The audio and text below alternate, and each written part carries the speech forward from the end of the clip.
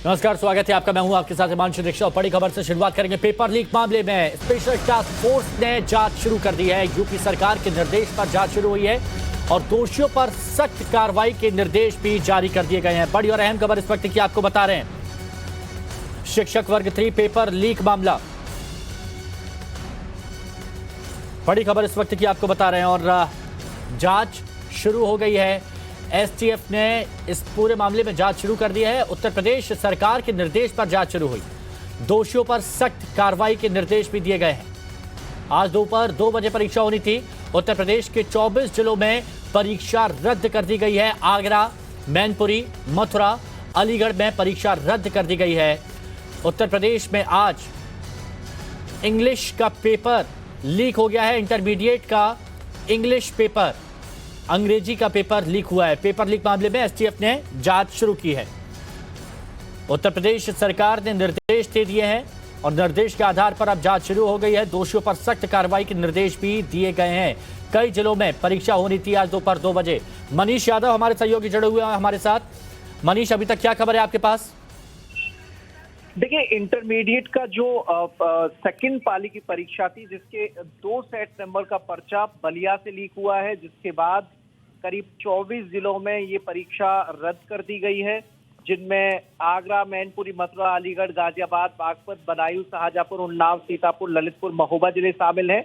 जो इनके नंबर थे 316 EI और 316 ED, ये 2 जो प्रकट नंबर थे, इनके सेट इन जिलों में आवंटित किए जाने थे, जिसके बाद माध्यमिक शिक्षा विभाग ने इन परीक्षाओं को रद्द कर दिया गया है। ये पहली परीक्षा नहीं है जिनके पेपर लीक होने की आशंका हो। इससे पहले यूपी टेट का पेपर लीक हो चुका है, जिसकी जांच एसटीएफ कर रही है। बड़ा गिरोह इसके पीछे था और कई जगह से वो परीक्षा लीक हुई थी और अब यूपी बोर्ड में भी ये चीज घर कर गई है। यूपी बोर्ड में भी ये इंग्लिश की परीक्षा 12वीं की, जिसकी आशंका बलिया से पेपर लीक होने की जताई जा रही है, वहां किसी स्कूल से या फिर स्कूल जो जहां पर कोषागार है वहां से पेपर स्कूल तक पहुंचते हैं, उसके बीच की कहीं कड़ी से पेपर लीक हुआ है, जिसके बाद इस परीक्षा को रद्द कर दिया गया है। और राज्य सरकार ने इसकी गंभीरता को देखते हुए यूपी एसटीएफ को इस मामले की जांच सौंपी है। यूपी एसटीएफ ने मामले की जांच संभाल ली है और इस एग्जाम में बलिया में जाकर वो जांच करेगी यूपी पुलिस के सहयोग से।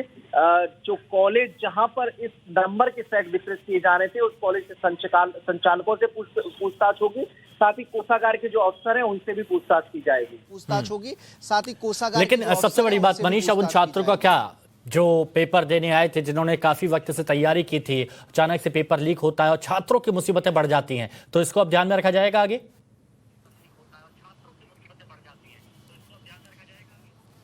देखिए, अभी चूंकि यूपी टेट में भी हमने देखा था छात्र लगातार जो है बड़े दूर दराज इलाकों से सेंटर्स पे पहुंच गए थे, उन्हें दिक्कतों का सामना करना पड़ा था। तो ऐसे में अब ये परीक्षा दोबारा आयोजित की जाएगी। हालांकि अभी चूंकि पेपर सेट छपने में समय लगता है, तो ऐसे में अभी डेट तय नहीं की गई है, क्योंकि पूरी प्रक्रिया दोबारा नए सिरे से अपनानी होगी और इन 24 जिलों के बच्चों को तब तक ये परेशानी उठानी पड़ेगी, क्योंकि कोविड के पीरियड में क्लासेस नहीं लगी हैं। बच्चे तैयारी अपने घर पर ही रहकर कर रहे थे, बाद में क्लासेस शुरू हुई, तब जाकर उन्हें थोड़ी सी मदद मिल पाई। तो ऐसे में बच्चों का इस पर नुकसान होता है, क्योंकि एक एग्जाम नियत समय पर खत्म होने हैं। ऐसे में अब दोबारा नए सिरे से पेपर सेट छपवाने से जो परीक्षाओं का गैप है, जो अंतराल है, वो बढ़ जाएगा।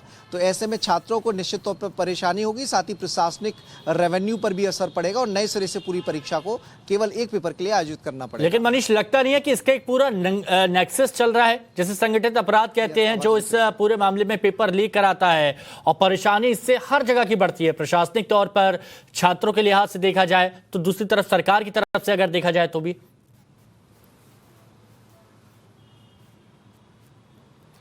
बिल्कुल, ये पूरा एक माफियाओं का गठजोड़ इसके पीछे काम करता है, जिसमें कोचिंग संचालकों की भूमिका महत्वपूर्ण होती है और केवल उत्तर प्रदेश से इसके तार नहीं जुड़े हुए।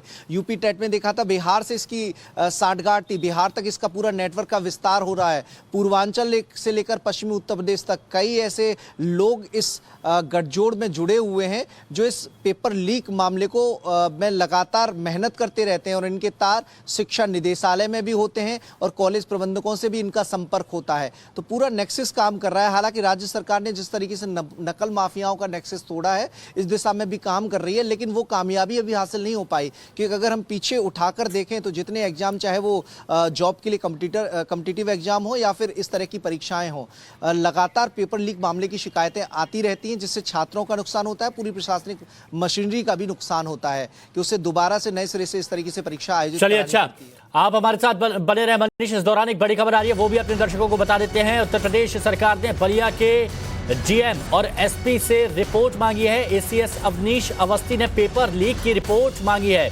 बलिया के जो कलेक्टर हैं और एसपी हैं, उनसे अब रिपोर्ट मांगी गई है इस मामले के चलते। एसीएस अवनीश अवस्थी ने पेपर लीक की रिपोर्ट मांगी है। ये अपडेट आपको बता रहे हैं, ये बड़ी खबर इस वक्त की आपको बता रहे हैं। उत्तर प्रदेश सरकार ने बलिया के कलेक्टर और पुलिस अधीक्षक से रिपोर्ट मांगी है। मनीष हमारे साथ में बने हुए। मनीष,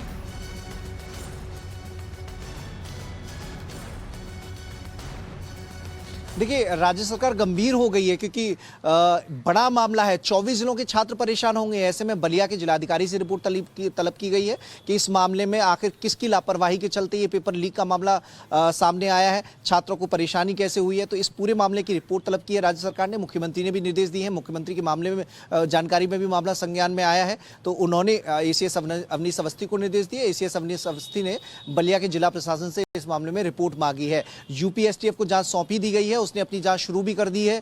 संचालकों से लेकर कोषागार के अधिकारियों सबसे संपर्क साधा जाएगा और हर कड़ी की से जुड़े लोगों से पूछताछ की जाएगी कि कौन लोग इनमें इन्वॉल्व हैं। क्या निदेशालय का कोई शख्स इसमें इन्वॉल्व है या फिर निजी कॉलेजों में जहां पर पेपर सेट गए थे वहां से ये पेपर लीक हुआ है। तो इस मामले की इस तरीके से राज्य सरकार के निर्देश के बाद जांच शुरू हो गई है।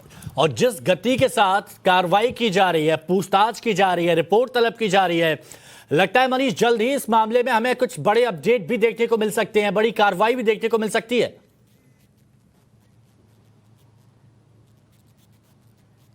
देखिए, बिल्कुल निश्चित तौर पर जीरो टॉलरेंस के साथ योगी सरकार काम कर रही है। अब तक जितने भी पेपर लीक के मामले सामने आए हैं, सब में सख्त कार्रवाई की गई है। गैंगस्टर एक्ट भी लगाया गया है। छात्रों के हितों से कहीं कोई खिलवाड़ न होने पाए, इसका पूरा ध्यान राज्य सरकार ने रखा है। मुख्यमंत्री योगी आदित्यनाथ के स्तर पर लगातार इसकी मॉनिटरिंग की जाती है। तो ऐसे में इस मामले को लेकर भी राज्य सरकार जिस हिसाब से गंभीर है, यूपी एसटीएफ को जांच सौंपी गई, उसके फौरन बाद एसीएस द्वारा जिला प्रशासन से रिपोर्ट मांगी गई है। इससे अंदाजा लगाया जा सकता है कि कहीं भी कोई चूक और लापरवाही करने वाले अधिकारियों के खिलाफ सरकार लचर रवैया नहीं अपनाएगी, बल्कि सख्ती से कार्रवाई की जाएगी और एक्शन लिया जाएगा। और अब हम जो यूपी टेट के जो इंतजार करना होगा कि जल्द से जल्द इस मामले में एक्शन हो और जिन्होंने छात्रों की परेशानी बढ़ाई है वो जल्दी से सीखचों के पीछे हो। शुक्रिया आपका हमारे साथ जुड़ने के लिए।